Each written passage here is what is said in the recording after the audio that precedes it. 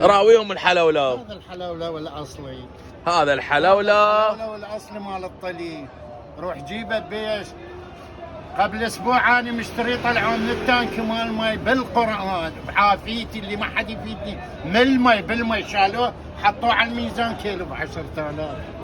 يعني هذا الحلولو الاصلي هو هذا الحلولو. يقول انا قبل ما جيت ابو عرقتين بايع حلولو خليجي اتكفل ويقول لي شنو الحلولو؟ ابو علي شنو بس حلولو عندك؟ لا عمي عندي حتى لبن العصفور. وينه؟ عندي البيض غنم هذا. ايه وعندي التلاوي مال الغنم هاي. عاشت الايادي. انا خلي يشوفوها. باعوا وكباب ومعلاق وتكه. عاشت نسوي لي لفه ما تشلاوي. هاي لفه التلاوي يا عمي. هاي تلاوي مال الغنم خالي. دول ايدك عمي. النفسيه طيبه والاكل الطيب يم ابو علي بس باعوها للتشلاوي.